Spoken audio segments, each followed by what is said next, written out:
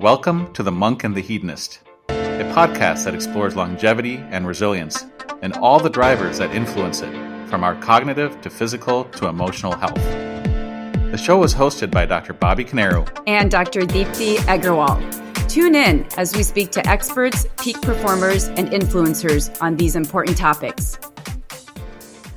Welcome to another episode of The Monk and the Hedonist. This is Bobby Canaru. Deepthi will not be joining us for this particular episode. Just a little bit of housekeeping. This will be the last episode of the summer.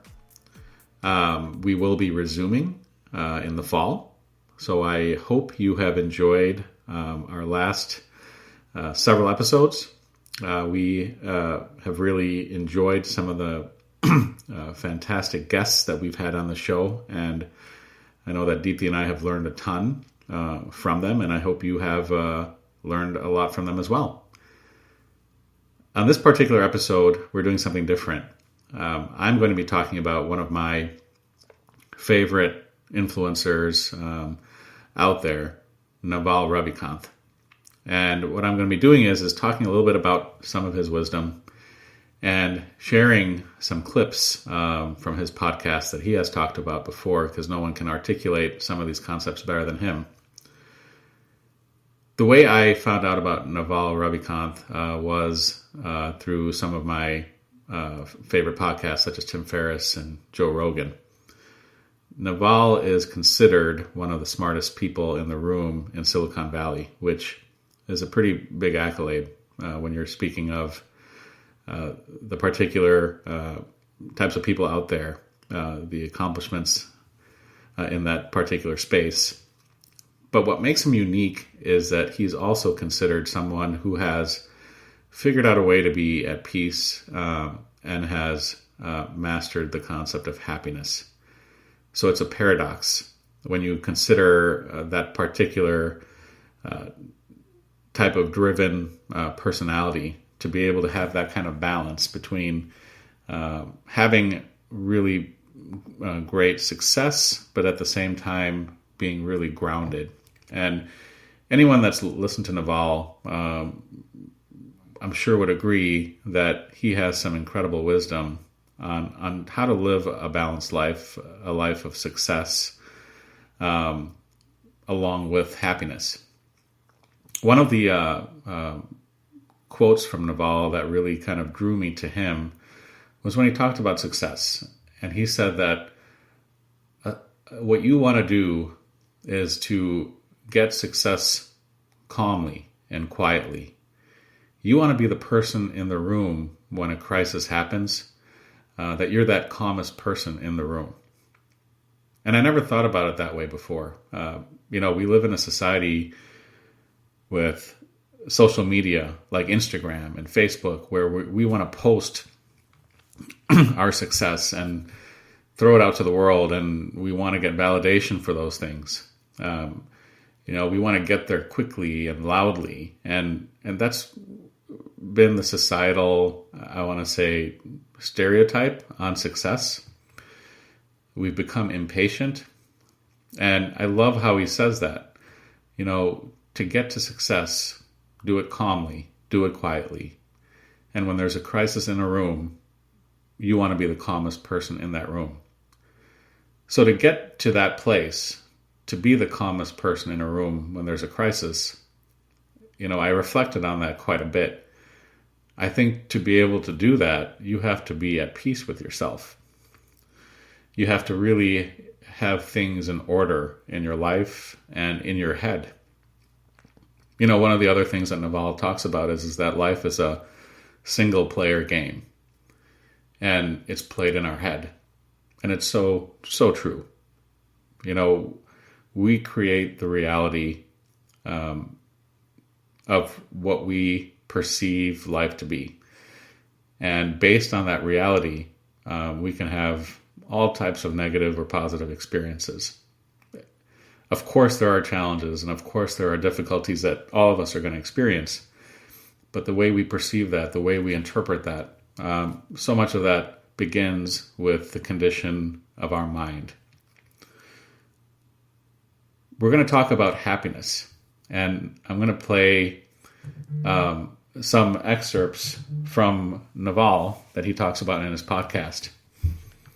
And I think you'll enjoy it. So let's talk about why we're doing this podcast. This really is a discussion of highly practical philosophy. Philosophy, as we normally think of it, is impractical. It's something that's put up on a pedestal. It's something that was written a long time ago in fancy language, very abstract, very obtuse, and perhaps some of it feels like truisms to us and some of it feels unapproachable. But really, for anyone, if you live long enough, you become a philosopher because you start trying to solve the big problems in your life. And the big problems are the old ones. They're the ones that we've been trying to solve since the beginning. How do I stay happy? How do I become healthy? How do I become wealthy? How do I raise the family that I want? So what this podcast is about is the practical philosophy that we have confirmed for ourselves and that has worked for us. What one monkey can do, another can. If this person learned something interesting that made them happier, healthier, or wealthier, then I can do it too. That's what we focus on here. It's the practical philosophy of health, wealth, and happiness. It seems to me if you were going to sum it up in one word, it would just be health. Financial health, mental health, physical health. Health is just a state of being well. So let us get to the state of health in our finances so we're not fearful day to day. And that's where we started. And we spent a lot of time on that. Let's get to the place in physical health where we are not suffering from afflictions, disease, and addictions. And let's get to the state of mental health where we're relatively at peace and quite content with ourselves. Even though you can certainly achieve happiness and mental health without financial health, the truth is in modern society, most of us understand that financial wealth can give us freedom. It can give us time. It can give us peace. You're not going to buy your way to happiness, but you will buy your way out of common causes of unhappiness. In olden times, one of the routes to finding peace was you would become a monk. You would renounce things. You would renounce sex. You would renounce money. You would renounce shelter. You would renounce attachments. And you would go off in the woods. And after 30 years, when you'd finally gotten over the fact that you weren't going to have these things, then you might find some peace. And the truth is, most of them probably never got over it. Lots of monks out there, not a lot of enlightened people. I think it was Osho. He said, every time I meet a prostitute, she wants to talk about God. And every time I meet a priest, he wants to talk about sex. Whatever it is that you deny yourself will become your new prison. If you have a desire for material comfort, it's actually going to be easier and faster to fulfill it in modern society if you know what you're doing and are capable, than it will be for you to renounce it. It'll take a lifetime to renounce it, and maybe then it won't work. But you can make some money and be materially successful in less than a lifetime. You can get there without it and probably have a more lasting form without it, but that's playing on hard mode. Physical health, of course, is the foundation of everything. If you don't have your physical health, you have nothing. Another great Confucius saying that I liked was that a sick man only wants one thing. A healthy man wants 10,000 things. When you're sick, when you're down, all your other desires run away. Without the ability to get up and function, you can't turn into this desiring machine that you are. Physical health is actually the most important, but I speak the least on that topic because I have the least specific and unique knowledge. I'm not self-actualized in that regard. I'm in okay health, okay shape, and I have an okay diet. I understand a lot of the theory of it, but I would feel fraudulent giving you that theory unless I were a paragon of excellence in that domain. Whereas I think in wealth, I'm much more self-actualized. And on the peace side, I've gone from being a mostly unhappy person to being a very happy person. And that, I think, was deliberate. It was practiced. It was effort-based. It was through realizations, and I made progress. So I have a chance to tell you what worked for me. Happiness is an extremely loaded term. It means completely different things to different people. And it's difficult to talk about because everybody has strong preconceived notions of what happiness is and how they would get to it. I'm going to conflate happiness and pleasure and peace and joy and bliss. I'm going to mix them up. I'm not doing so deliberately, but at the same time, this is not math. We cannot clearly bound these words. They mean different things in different contexts to different people. So let's just try and get into the spirit of what I'm saying rather than get hung up on specific words and details. I think that's extremely important. When some people are talking about happiness, they're really talking about pleasure thrills, like I had a really good meal, therefore I'm happy.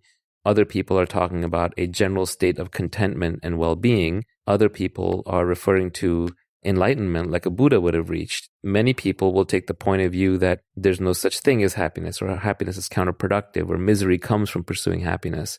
And there's a lot of truth to this, and we'll get into it. But at the same time, sometimes I'll say the way to be happy is X, and people will say, well, didn't you just say that happiness is a cause of misery?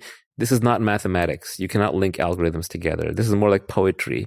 If you read 50 different poems from a poet, and then you try to map them out analytically and refer words from one poem to another and see if that made sense, you miss the point. Don't fixate on the words. Don't even fixate on the sentences. Ponder the overall thought process and message. The first step towards increasing the level of happiness in your life is realizing that you can. This is where a lot of people get tripped up. For the vast majority of people, some amount of their happiness, in fact, probably a lot more than they think, is in their control. So the first step is not easy, and you might be stuck on this for a long time, and many people are, where they deep down believe that happiness cannot be developed or changed, and so they devalue it. They say, well, I don't want to be happy. Genetics may account for half or more than half of things like strength, athletic performance, and intelligence. But your genetic set point is only about half of it. And happiness or general contentment is much more malleable than the other things. It's very hard for me to change my athletic performance purely through working out. I'm going to be genetically much more limited. But I think in terms of my mood and temperament and my outlook on life, am I a peaceful person or not? How angry do I get? These things are much more malleable. So happiness is a skill like nutrition and fitness. It is a skill that you identify and develop until you get better and better at it, and it slowly gives you results. It is not something that is God-given to you and you're stuck. Although if you start with a high setting, then by all means keep it. It is a skill that can be learned and developed. Desire is a contract you make with yourself to be unhappy until you get what you want. You start becoming disturbed because you want something, and then you work really hard to get that thing, and you're miserable in the meantime. And then when you get that thing, you actually revert to the state you were in before you had that thing. It's not like you get to some blissful peak level that you stay on. There's this delusion that there's something out there that will make me happy and fulfilled forever. That is a complete delusion. No one thing seems to do that. We can talk later about enlightenment, and that does seem to head in that direction of a permanent solution. But we're not going to explore that just yet. We're just talking about common sense happiness. There's no single permanent solution to it. Rather, it is a process of understanding. It is a process of self-discovery. It is a process of training yourself and seeing certain truths. If obtaining things were to permanently make us happy, then the cavemen would have been miserable and we should all be deliriously happy right now. So obviously net happiness per person is not going up. It might even be going down. Modernity probably brings more unhappiness than past times. So happiness is returning to that state where nothing is missing in this moment. A common complaint where I'm from, where I'm surrounded by lots of smart overachievers, is that happiness is for stupid people or happiness is for lazy people. A lot of times entrepreneurs will say, I don't want to be happy because I want to be successful. If I'm too happy, perhaps I will lose my desire and I will no longer work hard and I will no longer be successful. And like everything else, there is some truth to this. Generally, the more intelligent you are, the more you can see behind the facade of everyday life being easy or safe. You can see all the risks and the downsides and the calamities that await us. You can see the cynicism and the manipulation behind so many things that are portrayed as being good for you or good for society. You naturally become cynical and you signal your intelligence through cynicism. Very smart people will often communicate in purely cynical observations. It's okay to not want to be happy, but we're going to explore together whether you can increase your happiness level without significantly lowering your drive and without significantly lowering your intellect. So let's take the first one, which is, I'm not happy because I'm smart. Partially true. You are unhappy partially because you know too much. You've been exposed to too much. You understand too much. But that doesn't mean that you can't undo it and retain your intelligence. You're not smart because you're unhappy, so don't get it backwards. But yes, you're unhappy because you're smart. It means that it's going to take more work for you to be happy. But the good news is smart people are good at figuring out the truth. And it turns out the more you dig into certain deep truths, the naturally freer and more peaceful you will become. And that peace will itself lead to happiness. If you're so smart, why aren't you happy? I absolutely believe that is true. The beauty in being mentally high functioning in our society is that you can trade it for almost anything. If you're smart, you can figure out how to be healthy within your genetic constraints. If you're smart, you can figure out how to be wealthy within your local environmental constraints. If you're smart, you can figure out how to be happy within your biological constraints. But your biological constraints are a lot larger than you might think. For people who have ever gotten drunk, been on psychedelics, meditated deeply, experienced altered states of mind through breathing and hypnotic techniques, they turn into versions of themselves that are much happier for brief periods of time. Now, some of this is a fake pleasure-driven happiness, of course, but there's some truth to it as well, or you wouldn't desire that state. So in a sense, it can show you the dynamic range that you have as a human. The ability that you have to go into certain states where you're happier is actually quite large. So how do you nudge yourself in that direction on a perpetual basis, as opposed to just visiting there by essentially stunning your mind into submission and silence? Besides, I'm too smart for it. The other objection is I don't want it to lower my productivity. I don't want to have less desire or less work ethic. A fact check on that is true. The more happy you are, the more content and peaceful you are, the less likely you want to run out there and change the world. But at the same time, being unhappy is very inefficient. The peaceful person doesn't have extraneous thoughts going through their head. If you are a driven, unhappy person, your mind will be on 24/7. What are the consequences of this? Your sleep is much worse. You're much more likely to react, to become angry, and dig yourself into a hole that you then have to dig yourself out of. Your decisions are going to be emotional and impetuous. You're much more likely to be in the busy trap, where you're busy all the time, running from one thing to another because you can't mentally prioritize. You don't have peace of mind, so when it comes time to make judgments, you have too many threads going through your head, and you don't have time to devote to making those judgments. So there's a trade-off. If you become the Buddha tomorrow, it's unlikely you'll also launch rockets to the moon like Elon Musk. But on the other hand, there are enough successful, optimistic leaders, scientists, and innovators, especially as they get older, that you see it's not necessarily the case that happy people have to be ineffective. As I became much happier in my life, I actually became much more effective.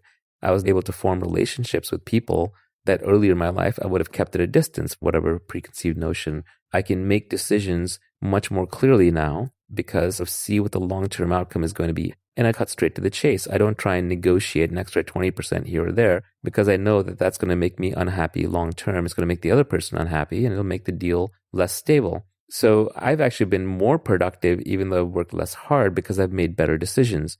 In the modern age, the quality of the decision you make is everything because we're all leveraged. You can be leveraged through code, community, media, capital, labor, etc. If you're a smart person, every decision you make these days, you're leveraging it in some way. And so the quality of your decision making is more important than anything else. If Warren Buffett makes the right decision 85% of the time and his competitors make it right 65 or 70% of the time, Buffett's going to win everything. That's the source of his strength, good decision making. He makes one decision a year, two at most. Most of the time he's sitting around reading books, thinking hard, reading S1s, playing bridge, traveling, golfing, etc. Obviously, hard work is not the solution. Good decision making and high leverage is the solution. Having a peaceful mind, being a happier person, relying less on momentary pleasure and being calmer in general will allow you to have the frame of mind where you make better decisions and will actually increase your effectiveness. As long as the increase in effectiveness is higher than the reduction in drive, you're well off. Finally, I would say, do you want to be the best in the world by working the hardest? Or do you want to be the best in the world who worked the least for it, right? Who worked the most intelligently for it? If you were an omniscient, omnipotent being, imagine you were the universal God for a moment, then just by pushing a butterfly in one direction or just by snapping your fingers, you would know exactly how the particles would collide from there on out that would change everything in the universe. You could get anything done. Omniscience is omnipotence. Knowledge is power. Through pure knowledge, we can achieve happiness, and that happiness will actually increase our decision-making capability. It'll give us more time to read. It'll make us more knowledgeable about how we and other people operate. It will make us more effective. It will increase our judgment, and it should increase our earnings and the returns that we need to be financially free. In some very deep level, all pleasure creates its own offsetting pain and fear of loss on the other side. I had a tweet recently where it said, in an age of abundance, pursuing pleasure for its own sake creates addiction. I was upgrading an old Miyamoto Musashi line. Do not pursue pleasure for its own sake. Musashi, he was a Japanese swordsman. In his time, when you pursued pleasure, it might mean a very different thing. He didn't have unlimited processed food. He didn't have internet pornography, marijuana, or alcohol available on demand. Now that we're in an age of abundance, if we pursue pleasurable things directly for their own sake, we land into addiction very easily, which is hard to get out of. I think the modern struggle is really about lone individuals disconnected from their tribe, disconnected from their religions, disconnected from their cultural networks, trying to stand up to all these things that have been weaponized: alcohol, drugs, pornography, processed foods, news media, internet, social media, video games. With these things, you can basically engage in fake play and fake work. Before, you would have to go socialize with your friends. Now you just get drunk with a bunch of strangers and it's easy and good. Before, you would have had to go find a mate and have sex and create children and raise a family. Now you just watch a lot of porn. Before, you might have needed to go climb trees and hunt and get fruit for a little bit of natural sweetness. Now you can just buy all the gelato that you want. The modern struggle not only is trying to stand up to these things that are weaponized, that are giving you small doses of pleasure, but desensitizing you and exposing you to the misery of their loss and their absence. If you drink alcohol, or if you take some kind of drug regularly, try the following thought experiment. What events do you most look forward to? I will bet you they're the events where you get to do these things. So if you drink alcohol, you look forward to dinner time, or you look forward to that party that's coming up, or when you get to go out with your friends to the bar. To see how artificial it is, resolve that the next one you go to, you're not going to drink at all, or you're not going to do the drug. And now ask yourself, how much am I looking forward to that event? You'll find not at all. This creates a conundrum. If I give up these sources of artificial pleasure that can lead to addiction and desensitize me or just bring misery down on me later by missing them, then I'm miserable because I don't get to socialize with anybody. I don't have fun. I don't go out. Breaking addictions is very hard, not just because you have to break the physical addiction, but because you then also have to change your lifestyle to the lifestyle that you would be happy without that substance. For example, if I want to drink because I get to hang out with friends and be social, and I do that enough, and pretty soon I'm hanging out with a whole bunch of friends that I actually would not hang out with sober. I can't tolerate these people sober. I can't tolerate these topics sober. I can't tolerate these venues sober. I can only do it drunk. Well, if I stop drinking, then what happens? I have to get rid of these friends. I have to get rid of these activities. I have to find brand new activities and brand new friends. This is very hard and very socially unacceptable. These fake relationships and these fake activities were just being held together by the alcohol. I realized a while back that it's actually a problem to really look forward to holidays and to weekends, because it indicates two things. One is it takes a joy out of the everyday, because now you're living in the future. You're suffering the rest of the time. And the second is it means you have accepted a way of life in which most of your time is spent suffering. Let's talk about peace, and then we'll talk about truth and how these all relate to happiness. A lot of times when I'm saying you want to be happy, what I'm actually saying is you want to find peace. We say peace of mind, but what we really want is peace from mind. The moments of greatest pleasure, whether from doing a drug or having an orgasm, or you're kite surfing and you find the edge, or you're laughing with somebody, or you're looking at some incredible sunset, what happens in all of these is the mind goes quiet. The mind calms down. That voice in your head where you're talking to yourself goes silent for a moment. And then you go into a sense of awe or beauty or bliss or joy or pleasure. All of us seek this. All of us chase it. Deep down, what we're actually looking for is peace from our mind. I'm not making the mind out to be an enemy. The mind is a very useful tool. But somewhere along the way, it became an uncontrollable tool. It became a master rather than just a servant. Our mind is evolved to be paranoid, fearful, and angry. We are the most paranoid and angry creatures to ever walk this earth. Human beings are apex predators at the top of the food chain. We killed, subjugated, or domesticated every other species on this planet. And we did it through fear and violence and, of course, cooperation. But we've killed everything else. We've tamed everything else. We were scared enough to go fight it, kill it, and own it. Nature is brutal. Turn on any nature documentary and you'll see A eats B, B eats C, C eats D, D eats E. And nature is red in tooth and claw. We are derived from violence and blood. Modern society is a lot safer. Yes, it still makes sense to be careful and to be paranoid. It still makes sense occasionally to get angry, but not all the time, not as much as we're hardwired to do. Modern society is safer and more peaceful, so it's okay to dial it down. The threat level is not as high as our genes think it is. If you were walking through the woods 1,000 years ago with a friend and you thought you heard a tiger rustling in the bushes, let's say 9 out of 10 times it's a rabbit, 1 out of 10 times it's a tiger. Well, the person who's an optimist catches a rabbit 9 out of 10 times, it gets eaten the 10th. The person who's a pessimist stays alive every time. Pessimism is rewarded in our evolved nature, but we live in much safer times. So we have to find ways past that. We have to find ways towards peace. Modern life, on the other hand, is more hectic in other ways. The sources of stress that we have are more chronic.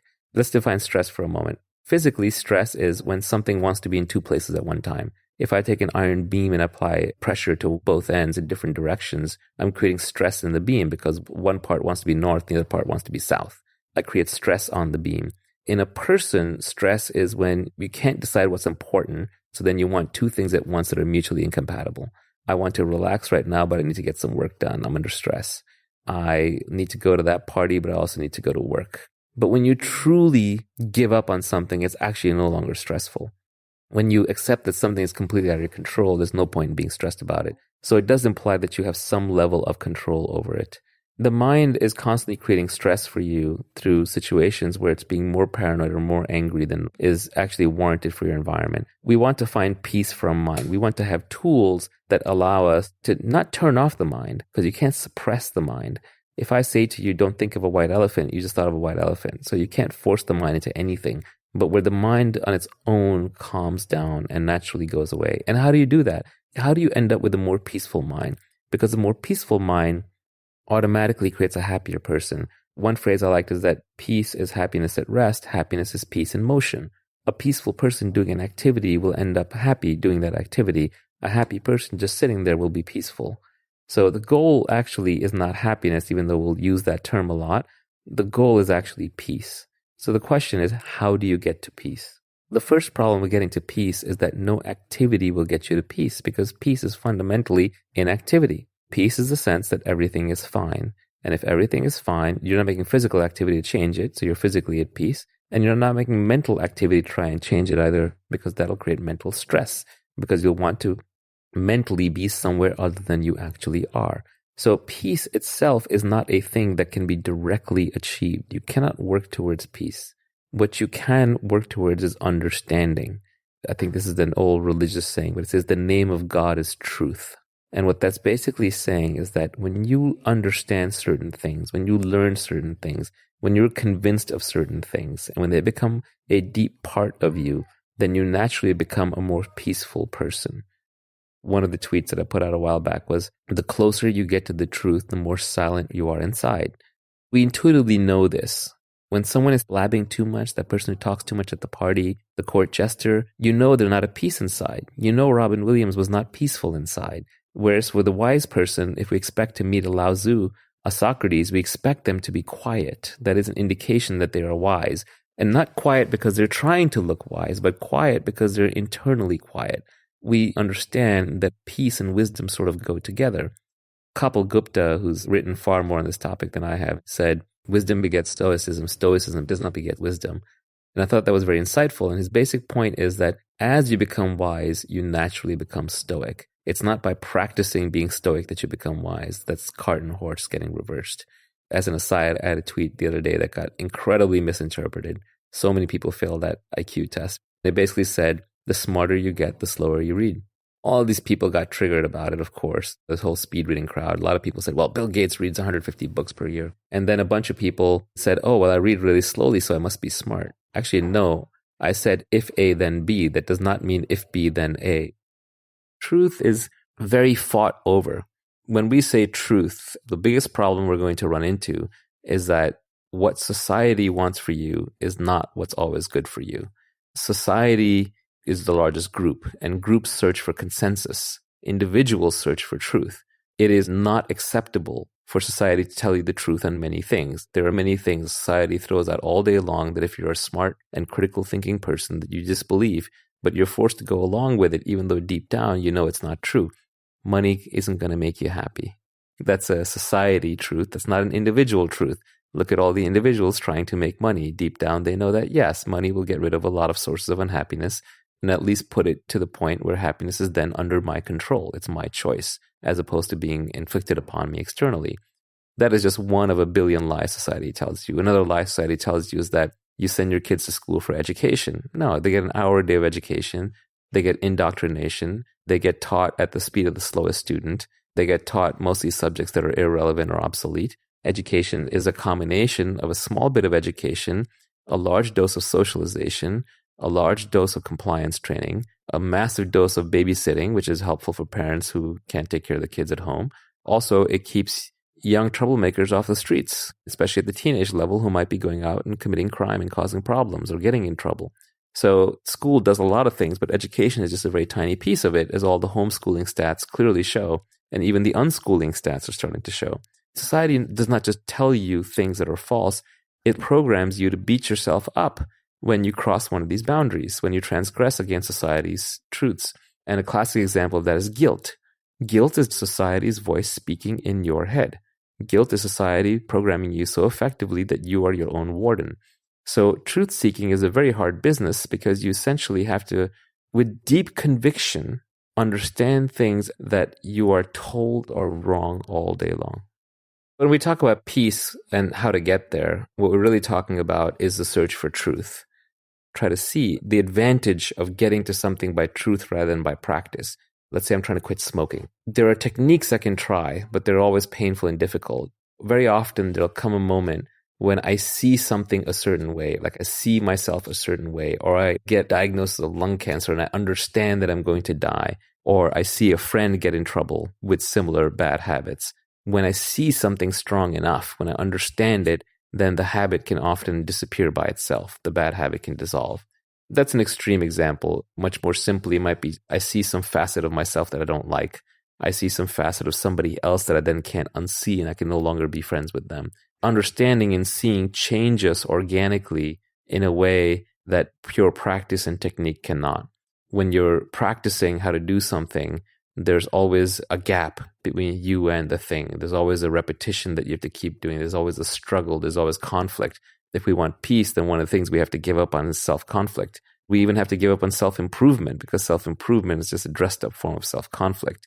We have to instead use our natural curiosity for everything to understand things better, and then through understanding, we will naturally improve ourselves. Once we truly understand the effects of unhealthy food in our body, when we can see the extra weight we're carrying, when we can track the glucose spike and crash and see how we physically feel worse for having eaten too much sugar, when we see how caffeine hops us up and then crashes us down at the end of the night, then we automatically change for the better.